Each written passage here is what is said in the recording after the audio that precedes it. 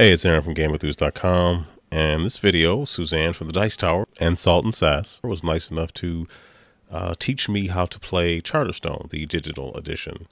So we just started conversing as soon as we jumped on and never really did a proper intro. So it's Suzanne and I learning Charterstone. She's patiently answering many of my foolish questions. So enjoy.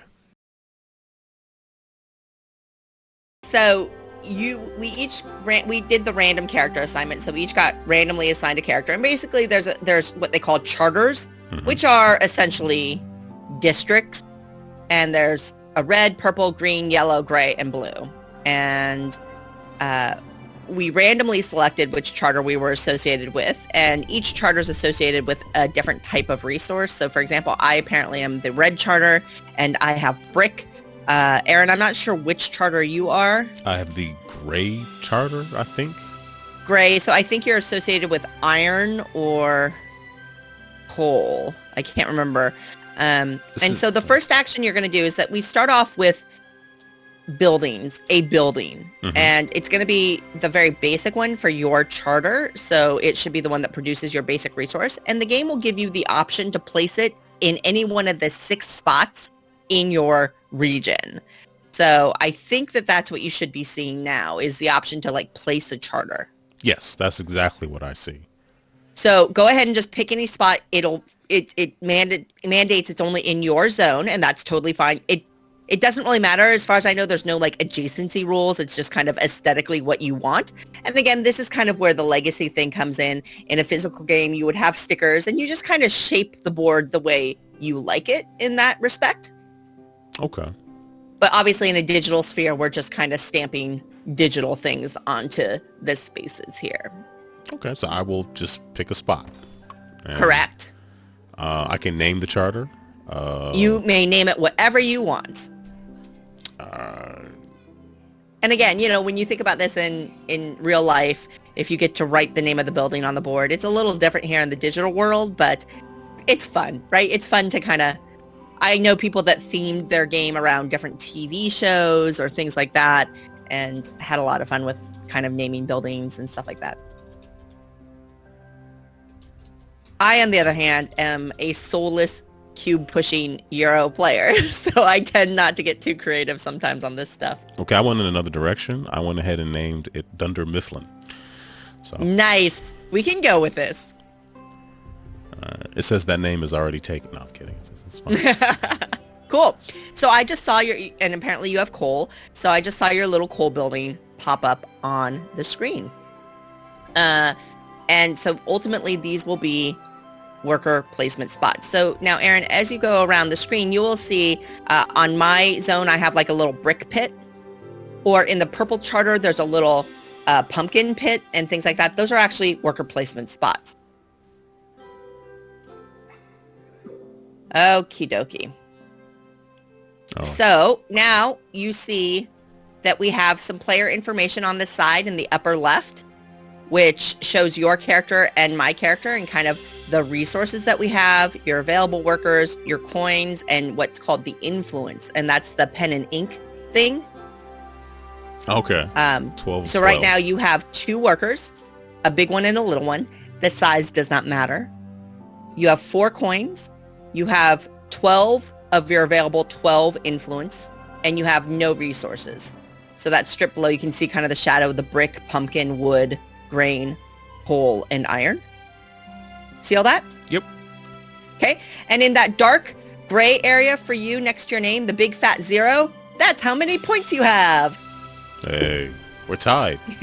We're tied. Awesome. the only time that we're tied. I'm not sure how much the game will go through in a tutorial view, but what I can also point out is that there's some critical stuff up on the top as well. So if you click on the little icon that looks like a shadow of a person, these are going to be extra cards or characters that you have unlocked to take advantage of. Some of them will provide kind of ongoing bonuses or benefits depending on the action you get. We haven't earned any of these yet, but that's where you will see those. Next to it is the star, the kind of, it looks like a hand of cards with a little asterisk on the back. These, and I was mistaken, the little person icon was the characters that you've unlocked. This star icon is kind of the cards that you have available to you beyond that. And right now we each have a crate.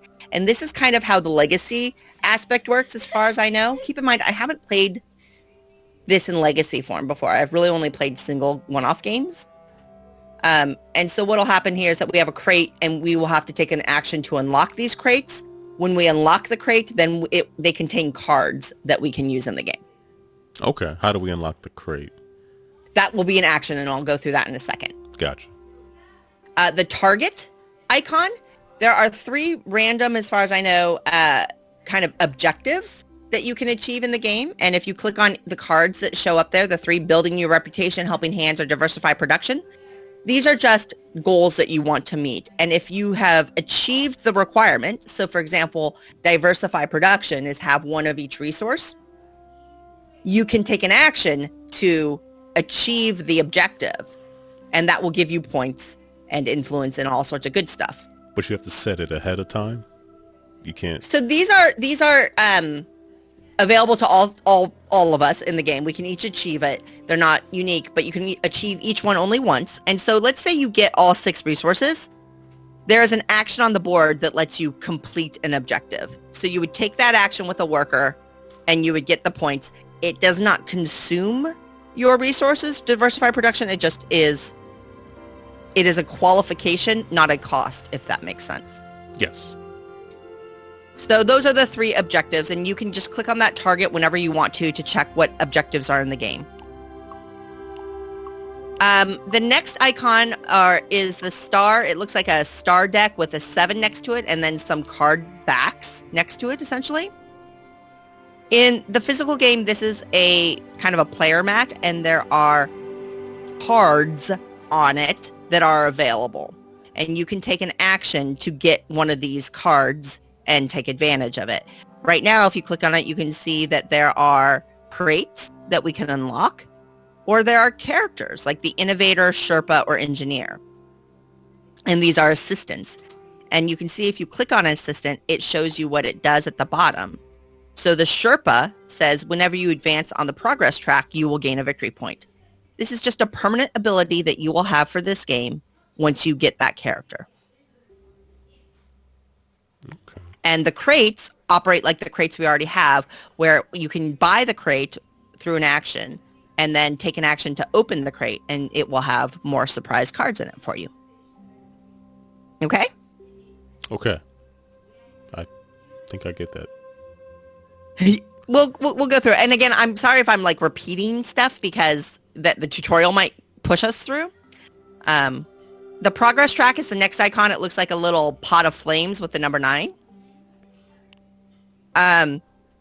This is something that this is the game timer essentially. So we will advance on this track collectively. The track kind of grows collectively. Every time we use a building with the little boat icon, or when you're out of influence, again, influence is a little like ink pot icon. If you're out of influence, then the track progresses. Or if you take an action on a building with the boat icon, you'll progress. When it reaches the end of the track, players finish the current round and the game ends. So it doesn't mean that we have 9 rounds. It just means that's how many spots are in the progress track. It will actually likely take us a few turns to even begin moving on that progress track. So you can stay in a spot provided you have influence and you haven't. What's the boat thing? And you I don't know. The boat icon on the boat thing. It's the boat thing. It's Bodie McBoat's boat face. So you could basically stay at a spot until certain conditions are met, which would propel you forward. Not really. You mean in the progress track? Like the progress track can be stagnant? Yes. Correct. Absolutely correct. And you want to use that to your advantage to gain as many points before you make progress, or are you incentivized to get through it quickly? Well, that's a great point. Timing is definitely a thing. There's an incentive to move forward, but you definitely want to gauge your points. And to that end, the boat The reputation. Boats are reputation. That's right. The next icon on the top strip there is a boat with 9 on it. You can earn reputation when you take remember how it says you move up on progress when you take a boat action? Mm-hmm. When you take a boat action, you actually you're gaining reputation. I don't know why boats are reputable, but here we are. And sign of affluence. I have no idea. Our mega yachts. When you take a boat action, you will lose permanently 1 influence. So if you look at your influence, right now we both have 12 out of 12. If you take an action with a reputation boat, you will go down to 11 out of 11. Right? You lose your cap on your influence. But that can only happen twice because there's only 2 of the boats, right? No, these are bar charts. Imagine, so as we gain reputation, a little bar above your icon will grow to show who's in the lead. Oh, okay. And reputations, whoever has the lead in reputations will get more points at the end of the game. Oh. So reputation is good because it's good points, if that makes sense. Good points. All right. Good points. Are there bad points? Not in this game. There could be, I guess. The next icon is the little scroll, and this is literally telling you kind of the critical rules of the game. So in this one, how to win. Whoever has the most points wins. Shocking, I know. That's new. That's something, wow. I know, mind blown. Do you need a minute to recover? Do you need to get a glass of water or something? I am breathing heavier. Noted. Thanks for sharing. But you'll also see it highlights the legacy thing where it says you carry your components from your supply to the next game, that kind of thing. Okay. And then the crown icon, I've never clicked on this before. It just kind of shows our score, and I think it tracks the progress of the campaign, so you can check in on that. Okay? Okay, that was a lot of information. I'm trying to... Don't worry about it. I think we just go through it. Basically, what you're going to be doing, Aaron, is you're going to be getting resources, brick, pumpkins, wood, whatever, and you want to exchange those resources for things that'll give you points. It's very cube pushy, very worker placement-y. Now, if you zoom in a little bit, okay, if you zoom in, you'll see that icons appear below the buildings. Are you at that point? Yes, I am. So these icons are super duper helpful because they'll show you what you do at that building, right? So if you look at your charter, your Dunder Mifflin, you see that little coal thing, the green arrow next to the coal? Yep. That means if you place a worker there, you get 1 coal. Okay? Now, if you look slightly to the 1 o'clock, above your charter, above that little coal building, you see, I don't know what this building is called, but you see a kind of blue cone-shaped building. It has an arrow pointing to 5 o'clock. You're 5 o'clock. Yes. Yeah. No, so red arrows are cost, and green arrows are gain. So basically what this building says is you pay a resource of your choice and 1 coin, and then you will get to take a card from the advancement mat, which is the little asterisk-backed strip at the top of the board. So that's how you get those cards out of there. And then the same kind of goes for all the buildings, I guess. The cost is at the top, and what you gain is at the bottom. Correct. Cost is red arrow, gain is green arrow. And then, as you can see in the basic resource spots around the board, there are places where you just get stuff. There's no cost to it as well. Some of the stuff seems expensive. Like looking at the Zeppelin, it costs 3 reputation and a house and money, or I don't. That looks pricey. So it says it costs you 3. It costs you 3 influence, and a building card. You have to have a building card.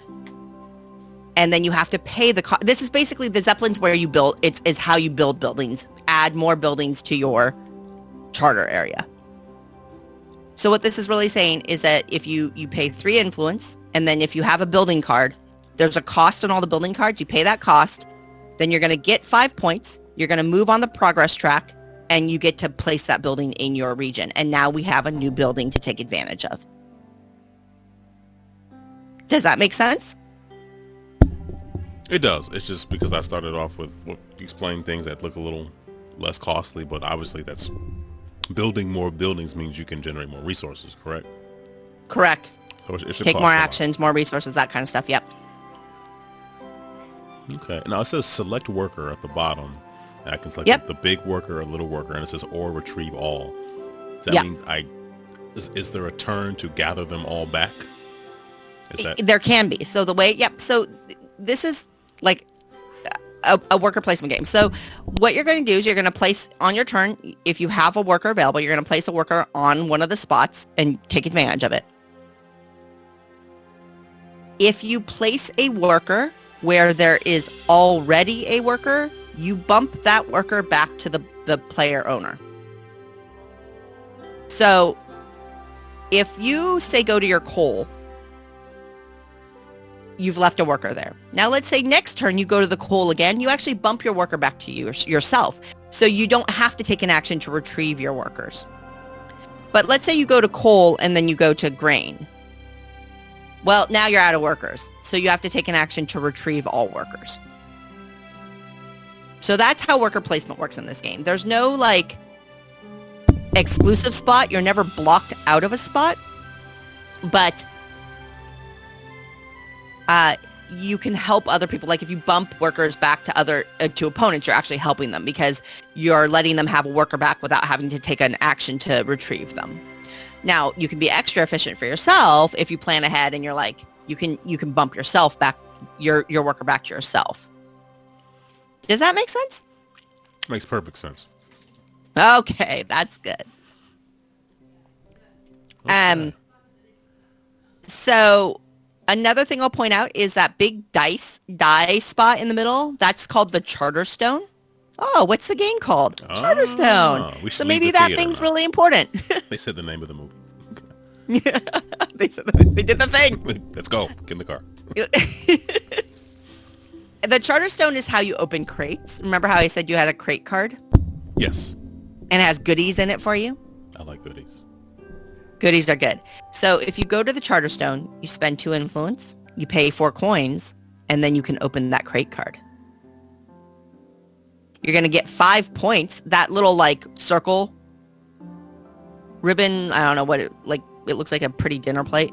That's the point icon. So you're going to get 5 points. You're going to move up on that progress track. Remember that end game progress track, and you open the crate and you get all the goodies. So that's what the Charterstone is there. So those are an important one too. Remember how we have those end game goals, those objectives, those 3 in the target icon? Yes. That building that's like blowing a horn next to you, next to the Charterstone to the right of it, pay an influence, complete an objective. That's how you complete objectives. Oh, like you've met it on other terms, and then you turn it in by essentially. Okay. Essentially. The good thing is that the objectives tend not to be a cost. It's just a thing that you achieve. So once you have one of every type of resource, you can complete that objective by taking an action here, but you don't lose those resources. So then next turn, you can use those resources for other good stuff. Can we ever have the same objectives? The objectives are shared. These are shared. There's an icon for each of us at the bottom of the objectives. So you can achieve it first. I can achieve it second, but I will still, we can both do it. Do we get the same amount of points for them, regardless of who does it first? Correct. Oh, okay. I think so. Could be wrong. Oh, I've been known to be wrong. You explained what the icons were underneath the large Charterstone die. The cube next to the 4 coins. What is that again? The cube next to the 4 coins. That is the crate. That's the icon. Those rectangles always indicate a card. And so this is indicating a crate card. Oh, so that means in order to do it, you have to have a crate with which to open. Correct. Okay, got it. Exactly right. That's just saying have something to open in addition to the other resources, and they get 5 points, make progress, and get whatever's in the crate. Correct. You got it. All right. I will say once you get into the game and you've played a few turns, the icons are pretty consistent and it's very helpful. Yeah. What's the little houses, though? What are those again? Oh, that's building a house. You have to have a... Oh, okay. So, like... See? Nailed it. You got it. So, underneath the Zeppelin, the middle card is like a blueprint card? Yeah. Okay. And that's how it's a building card. And the Zeppelin is how you add buildings to your charter. You have to have the buildings, which you will probably have in your crate. But that's how you build a building once you have it. Oh, this seems so friendly. I feels like a co-op game, but I know that once we start, we'll be going for the throat. I have no idea what you're talking about. Sure you don't. So, Aaron, I think it's your turn. And I mean, first game, learner game. I've done so much talking. Why don't we just dive into it? Sounds good. All right, so now... So it's your turn, and you're just going to pick a place to go. Yeah, I'm picking a worker. How do the large and small worker differ in terms of what they generate? Nothing. Absolutely no difference here. Don't worry about it. So I'm wondering why they're different sizes then. I can't speak to that. Spoiler alert. Okay. I'll start off at home and generate a resource, and I hit the that's it. I completed all available actions. Yep, and there's you always have to click the done button in the far right. That makes sense. Yeah. Make sure it's intentional. Yeah. Well, I like that. It can be a little annoying sometimes, but I like that because then it really, I've done things where I misclick all the time. Oh, I miss everything, so it's fine. I'm used to it.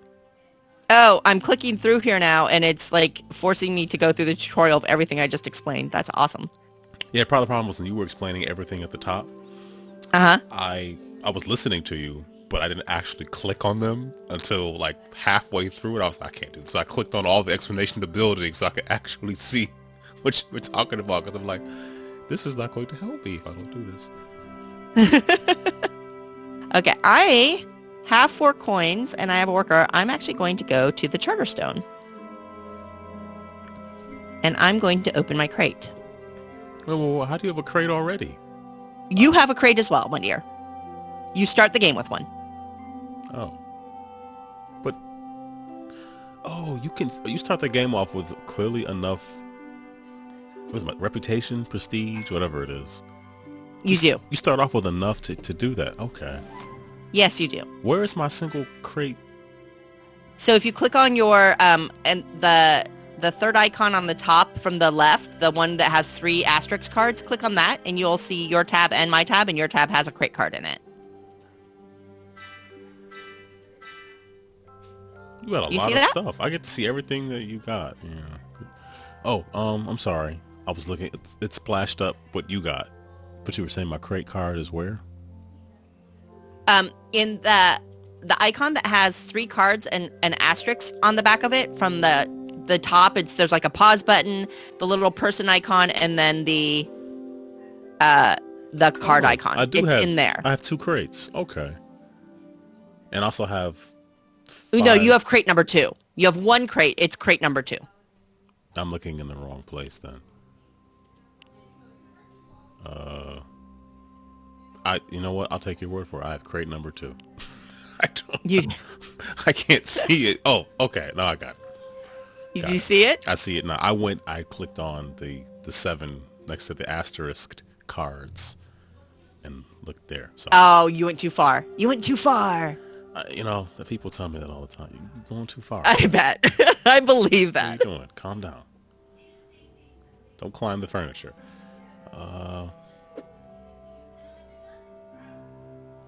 Now, you may go to the Charterstone. I am at the Charterstone, but I don't block it. But if you go to the Charterstone to open your crate, because I'm already there, I will get my worker back. And then I don't have to, that gives me an extra turn before I have to recall. But sometimes it's worth it, right? So I just helped you out then. So. Yes, thank you. Mm-hmm. I will live to regret this, or die regretting it, either way. It's not that kind of game. I'm sure we could make it. You got a lot more stuff in your crate. Can't you see what I'm getting in mine? I can see. You got the hoist house. The coal market and the miner.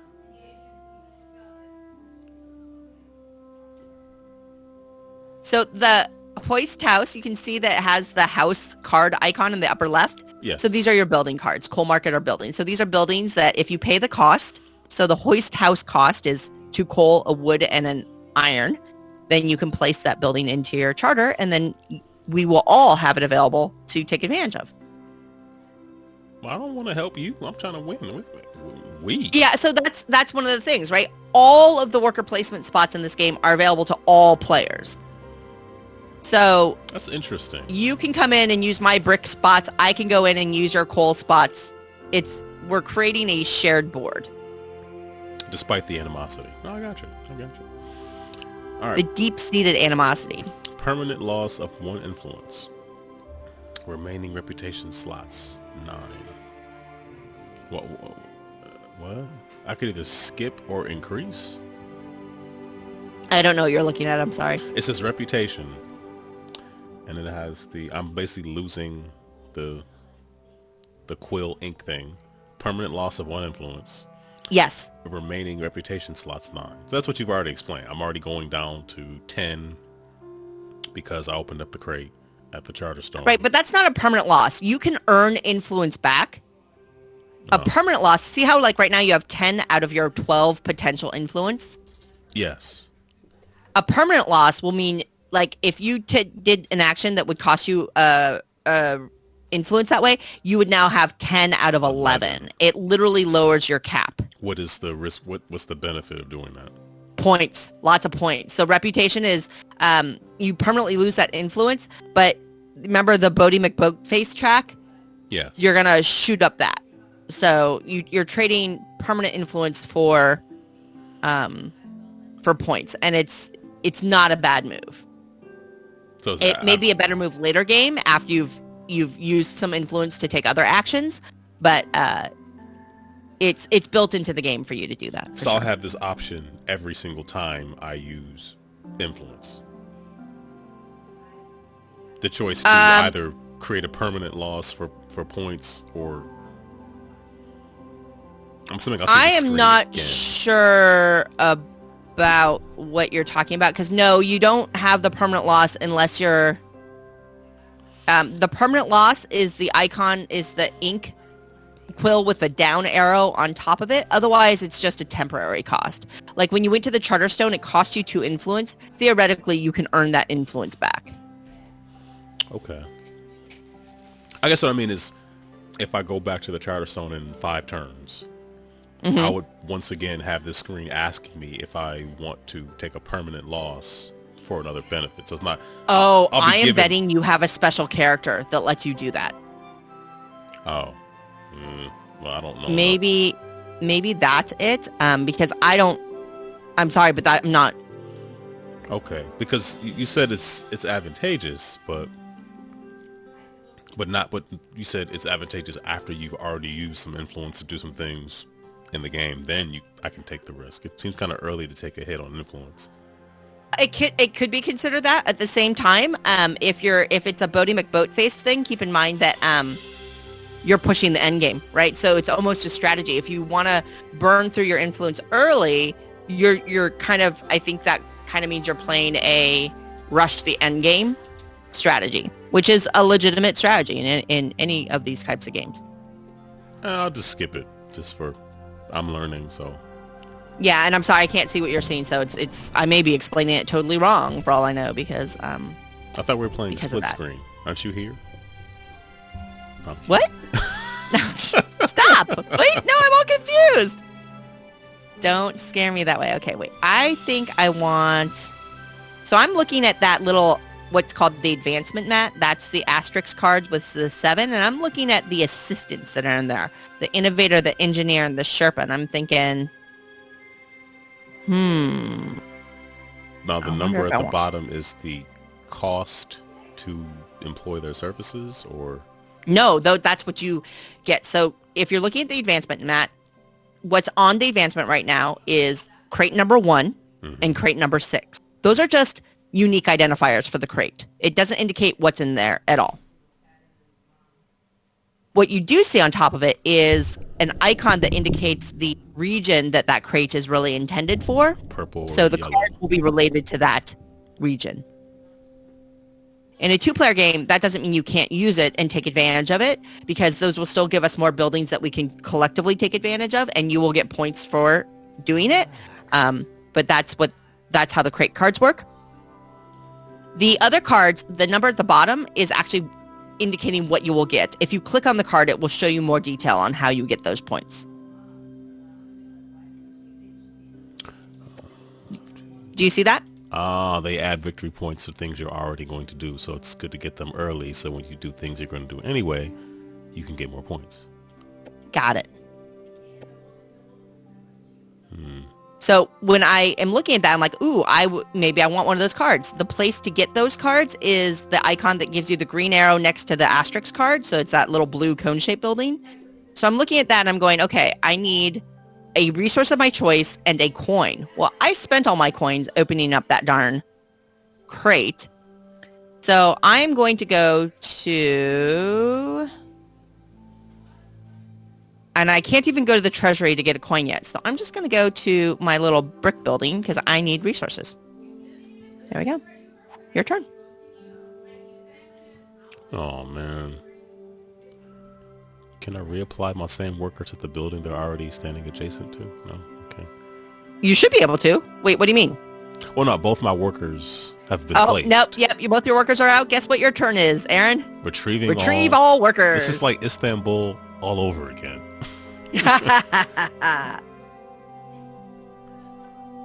Alrighty. Well, I am going to go in on brick. So I just went back to the same brick building.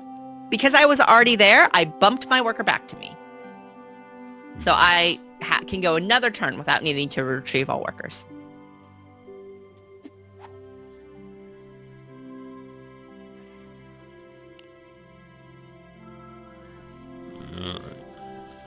What's the easiest way to get some coins? So there's the treasury spot in the center, just at the 5 o'clock of the Zeppelin. Oh, resources for 1 coin. Okay. You pay a resource to get a coin. Is it a ratio of 1 to 1? Yeah, it is, unfortunately. Well, yeah, it is, and it's just 1 coin. It's not the best. There are cards. Oh, we got now, it. if you, in your crate, theoretically, that can help you take better advantage of that, for sure. And this thing, you just get pumpkins. I don't need pumpkins. Heck yeah, you get pumpkins. Nummy num num pumpkins. What do we need pumpkins for? Well, for example, I have a building that I'm trying to work towards, and its cost includes a pumpkin. So I need a pumpkin to build a building. Oh, I don't know what. Or keep in mind, there is that goal, that objective, the target cards that say diversify production. So you want one of every resource, and then you can get points there. So your brick market does require a pumpkin. I don't know if that makes any logical sense, but whatever. Hey, people get snacky when they're creating markets. Just true.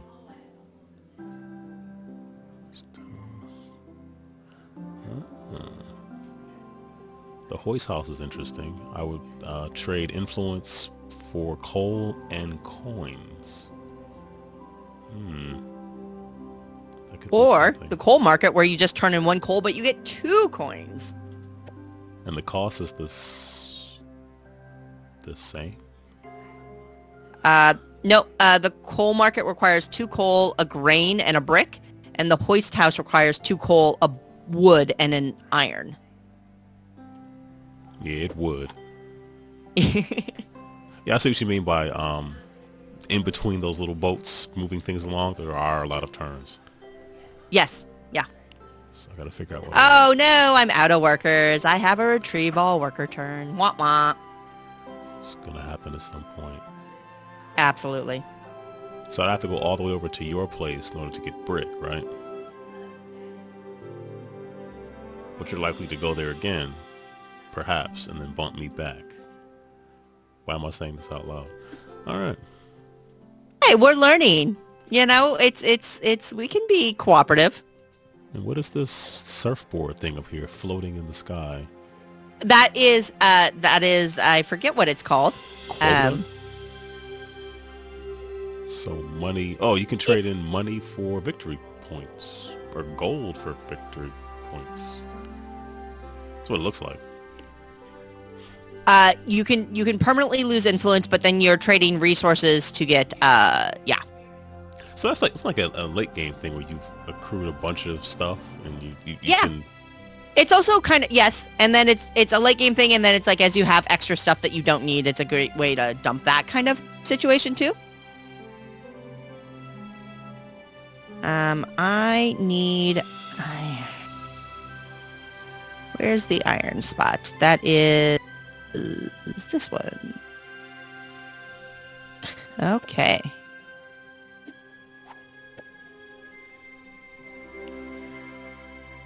It's a lot of iconography, but this is all slowly beginning to make sense. What did you do in your turn? I went to the iron spot. Oh, just out of spite. I see you.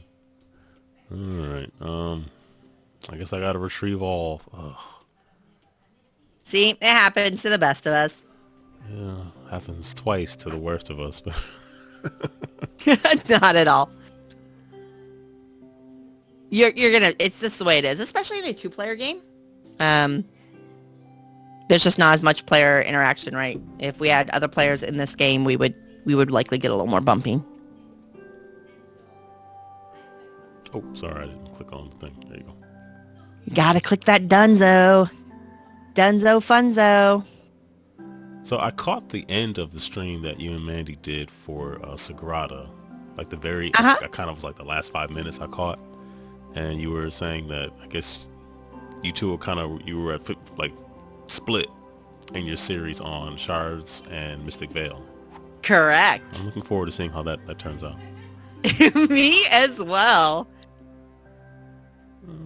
Okay, now I have 5 points. What is that based on?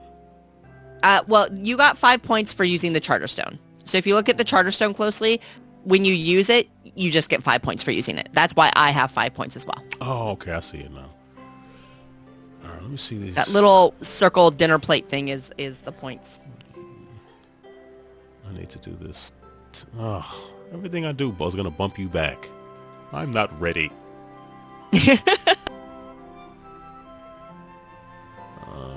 Feel free. Come on, it's so fun over here. No, I'm good. I gotta think a little more strategically here. It's gonna cost... It's hard to be strategic in your first game, I think. It is. It certainly now, is. Without spoiling anything, what I can say is that this is the bare bones basic game. Mm-hmm. In the app, if you play a single game, as far as I know, there's no option to limit it to progress based on your campaign. So you just get everything. And so you see all the unlocked mechanisms if you play a one-off game in the app. And there's so much more. There's like a number more mechanisms and things to do in the game that we aren't even dealing with yet, which is kind of cool. I do wish when you looked at your building cards, you could maybe look at them like larger. Like just click on them and have them like zoom in a little bit. Sure. Your old eyes are weak, huh? Yeah, because when you do click on it, it tells you what the cost is, but it's leaving some stuff out. Like it's not everything. Well, now if you click on it, you do see the cost below it, right? I'm looking at it wrong. I feel like the coal market costs 2 coal, grain, and brick. It does. But if you click on it, at the bottom it says costs coal. No, that's the benefit. That's what the action that the building gives you. Oh. Well, I guess it'll be an opportunity to have the building cost at the bottom as well. These are small things. Yeah, I agree. No, I think that's a good point. They have plenty of real estate down there, and they could have said, building cost, 2 coal, a grain, and a brick, and then said building effect, right? I totally see what you're saying. But because they didn't, I can no longer continue to play this game. I feel your rage, your unmitigated anger. It is unmitigated. The mitigations are few. That's true. The mitigation is gone. There's no mitigation. Oh no, retrieval. Come on, Aaron. Didn't you want some of that sweet coal action? Nope. I wanted you to have to do that. I'm also trying to You're like, I can be patient. I will wait. I'm also working towards the goal of getting...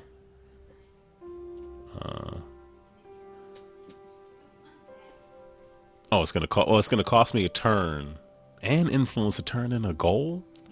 Man, can't you just have like a static amount of influence? Is that asking too much?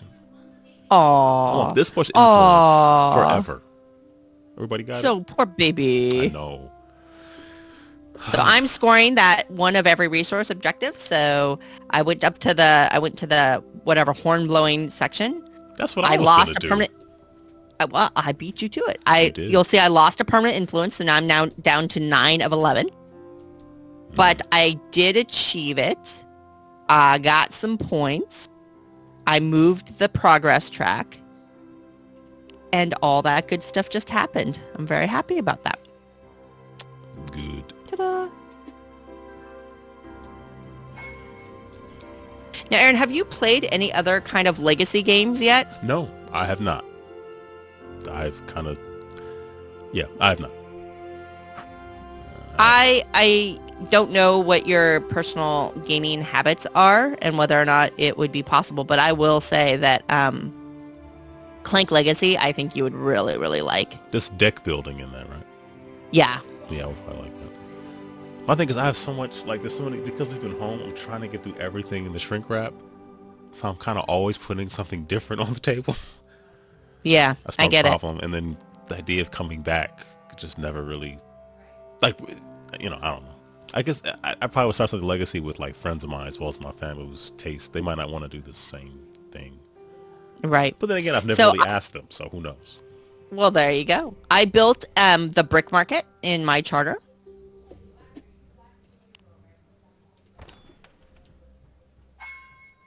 So now I want to point out though that again, that is a building you may use as well. You may go to that building and trade a brick for a coin and a point if you want to.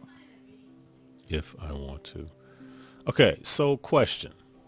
Yeah. If I wanted to build the coal market and I use my resources to do so, I then can't go over to the goal, the commons and get the goal because I no longer have those resources because I just built it. So Correct. I have to go there first and then build it. I mean, you don't have to, but it would it's behoove probably me more efficient to do so, even at the cost of you standing there and bumping you back home.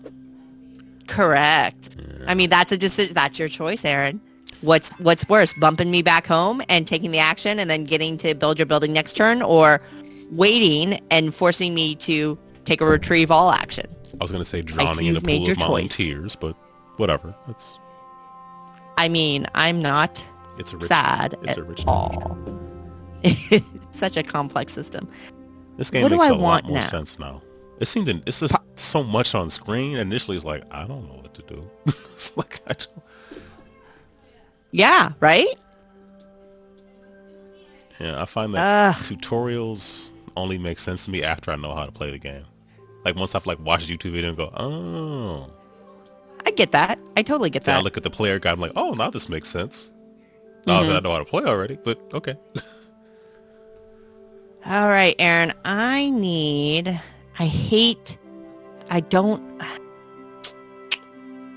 am I going to do here, bud? I don't know. You're like, I don't know. Make up your mind, woman. All right, here we go. I'm just going to get a brick. That simple thing. I mean, ultimately, what you're seeing is it's a relatively simple resource exchange game, especially at the base level. But it's very calming and relaxing. It's kind of chill, isn't it? I totally agree. I think I'm going to build something. One of the things I really like in this game is just like the little, because the art style really matches the physical board game style. Mm-hmm. But I love like the little animations. Like in the blue charter, there's a little dude fishing in the river, you know? I like those little touches that bring the game to life in digital, and I think that that's a fun thing. I think it's funny in the reputation screen where you're picking to permanently lose influence. It says increase while having the down influence arrow.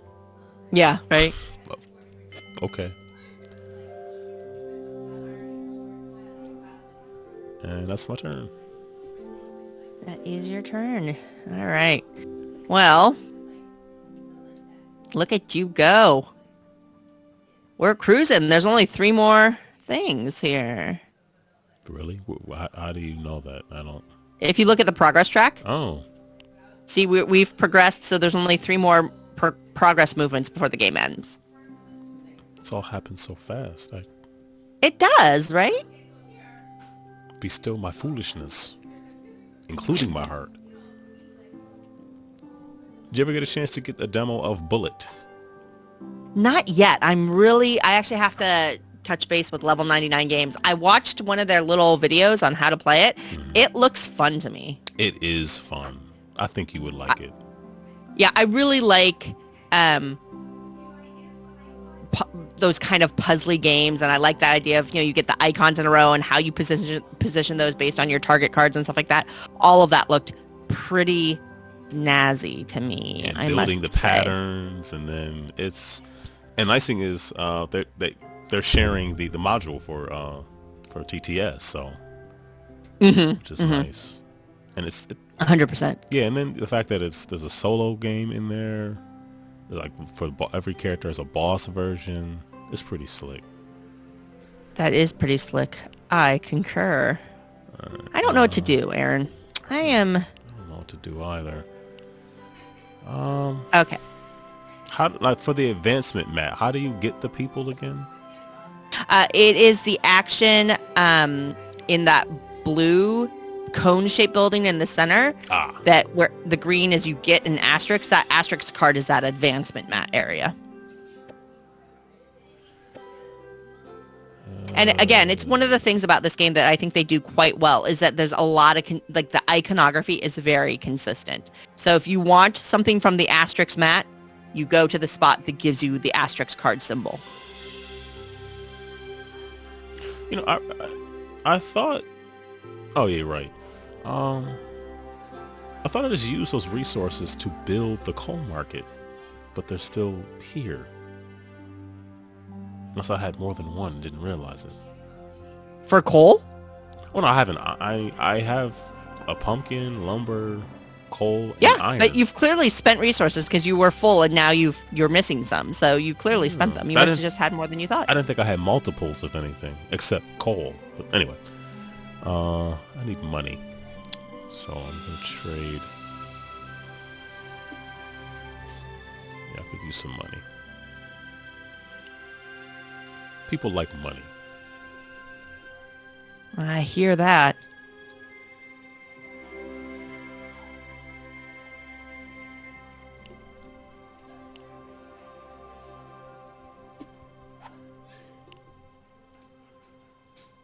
I got, and we're all under quarantine and things like that, and my quote unquote friend sent to me an email from a local pie store that has been closed for the quarantine, but they announced, they're reopening and they're going to be doing pie delivery. Nice. And anybody who knows me knows I really enjoy pie as a dessert and as a treat, and it's one of my favorites. So my friend sends me this email, and I'm all excited about it, and I'm getting all excited and jazzed up about ordering a pie and treating myself and getting a pie delivered. And I swear to God, I go down to their website, and the delivery zone is like this big rectangle, and my house is just like right outside the rectangle. It was, I don't want to be dramatic, but it was soul crushing. Just emotionally devastating. Would you do what Elaine did on Seinfeld, where she started using a janitor's closet at a apartment building across the street, and she pretended that was her apartment that she could get? I only saw some of Seinfeld, so I never saw that episode, but that sounds like something I would do. Yeah, maybe someone's house. You just say, I'm going to live here while they deliver this food.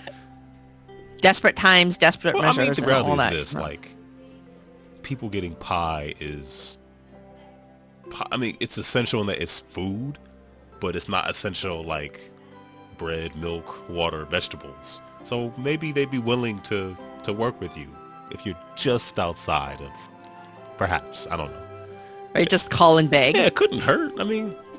I don't know. I don't know how much pie people consume, but I would think they would not turn down, potentially another repeated customer. But I could be wrong. Well, that's true. I will repeat that customization for sure. The worst they could say is, "No, I'm sorry." You are a wise individual. I wish I was. What is this? Oh, yeah, I think I determined that skateboard thingy doesn't do anything until like the end of the game. Well, it does, but the cloud, whatever. Yeah, I don't think although we are kind of barreling towards that, aren't we? I mean, barreling is quite a dramatic term. Falling violently, and I don't know. I bought a car and I don't even know what to do with it. Like, well, I have it, but where is it? Where do you see your assistants? They're in the card, the card. They're in the card icon, the asterisk card icon between the target and the little person. And then, the assistant you have active is in the little person icon on the upper left. Like, you have a minor. Oh. Well, I just bought a card. Oh, there If you just bought a card. Got it. Okay. The Sherpa? Yeah. Yeah. I don't know what I want to do. I've accomplished so much. Can you get objectives repeatedly? No. It's one time. It's time. Okay. What have we here?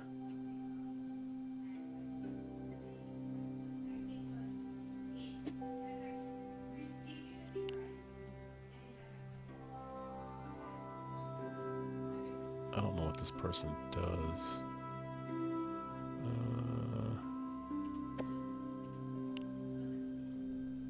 Okay.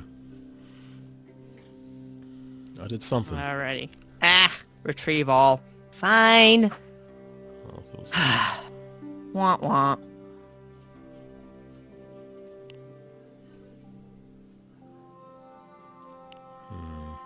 So, Aaron, are you playing any Animal Crossing? I don't own it. It's not my thing. I don't see it as your thing at all. And I think because I had it on GameCube. I had it on the Wii. I got the 3DS one. It's just like the banality to me. It's just like I don't get why people. I get it, but I don't get it. Like I feel like the excitement on telling people you have turnips to me is more fun. Seems more fun than playing the game itself. If that makes sense. It makes sense. I'm just amused. Just like I'm glad people like it though. It's cool. The community is the whole. That's 90% of it. I'm assuming is talking about it, crafting things, sharing the designs. Yeah, I think that's for sure. I'm playing it, and I have a couple of like Discord groups or whatever that I'm in, and it's really, really a great community feel as people are sharing things and exactly trading, and it really opens up the game. Look at you with your 21 points. I was trying to think of anything I can do to earn points, and I was like, oh, I'll do that. And now if you click on the Bodie McBoatface icon up there that says 8, you'll see that you are leading me in reputation. Oh. And you are going to get 10 points for it. So every 1 point is 10 points, or just being ahead is 10 points? Being ahead is 10 points.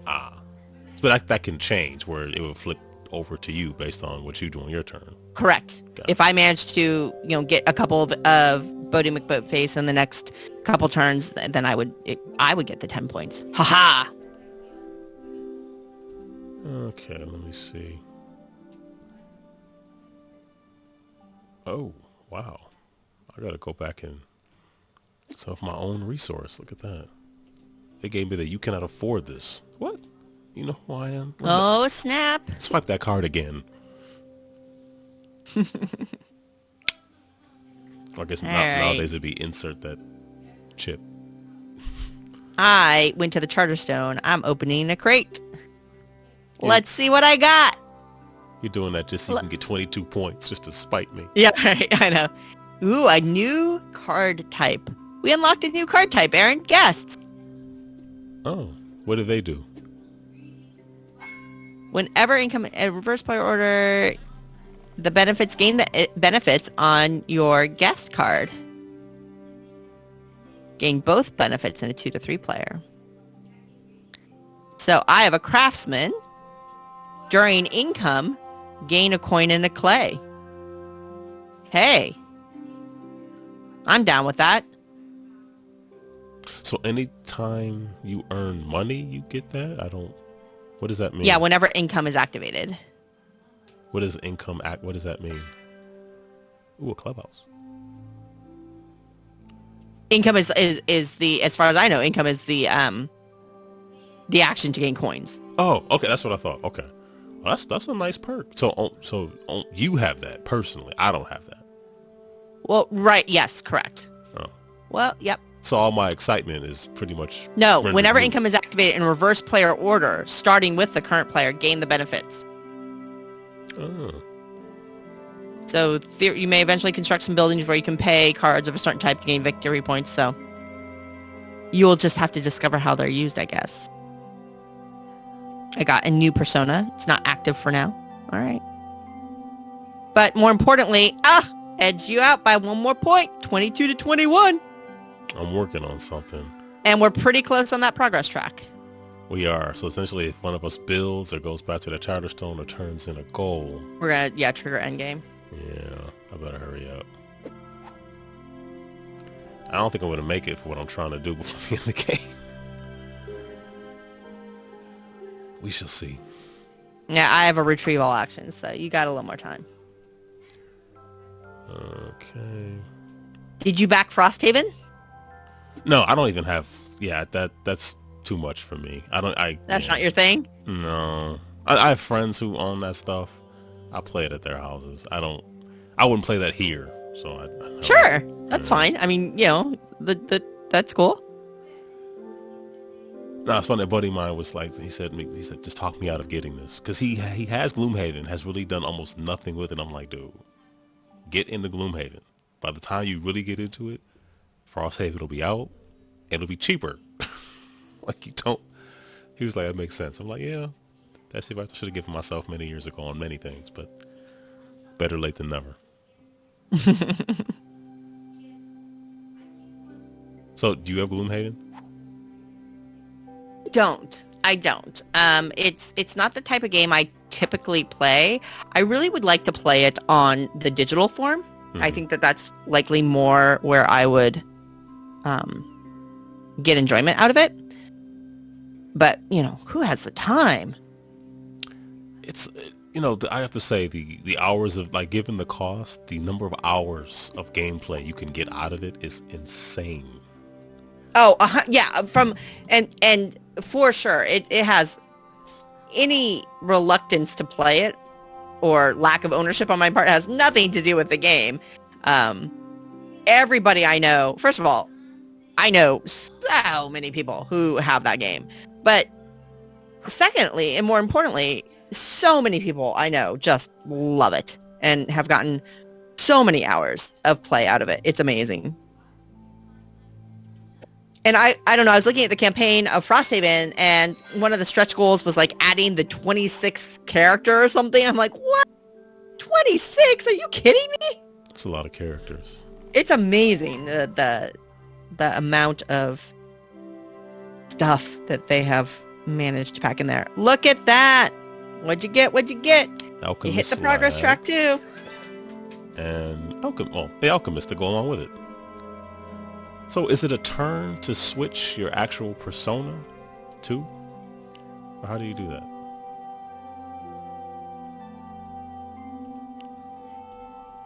that? Your cards are... I don't know. As far as I know, you can have multiples at the same time. You just... you can't use it like the turn you got it, but then it'll become active the next turn. You may pay Does resources. that make sense? Yeah. Oh, Alchemist, you may pay resources instead of coins when using buildings. So you could like build up a bunch of stuff with a persona that builds resources faster, and then switch over to the alchemist and then use that. That's pretty cool. The progress markers reached the end, and all players have made their moves. It's time to see who won. Let's see who won. I think I know. Oh, wow. Congratulations. Thank you for taking it easy on me. Not even. No, you did great. I'll point out that your ability to take that action on the boat track means that was the primary way. That propelled you 10 points. Obviously, you won by 12, so you still beat me. But that was a great job. So only my character was able to do that? I never managed to get on that track at all. Oh. So I don't even know what I did. I honestly don't know. I don't know if what you're saying is an ability that my character has uniquely, or something I just happened to do at the beginning that you were unable to do. Or I believe. Let me look at your.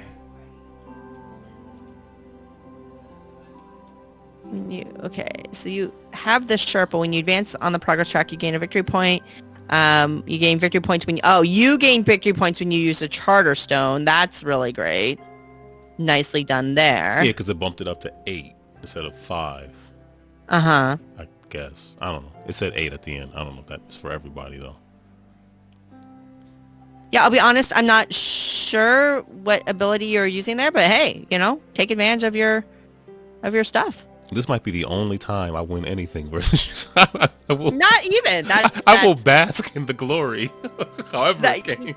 Enjoy it. Absolutely. Because it'll never happen again. You're a very good teacher. Oh, yeah. Thank you. So that's game 1 of Charterstone. So theoretically, when we carry on, the stuff that we've unlocked, these crates that we've opened, those are cards that we will start the next game with, right? So we had to kind of work up to it.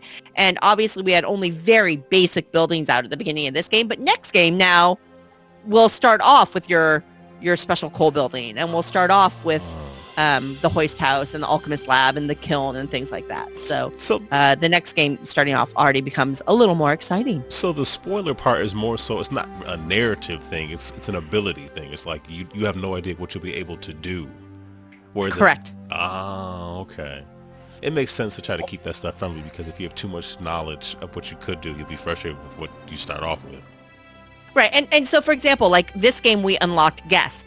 Right, that's not something we started off the game with, but unlocking this ability or this new mechanism, because that's essentially what guest cards are. They're new mechanisms. That's a spoiler. Right. That's a surprise. You don't start the game with that. You unlock it, you discover it, and now we have guest cards that we can try to integrate into our strategies. That's kind of how it works.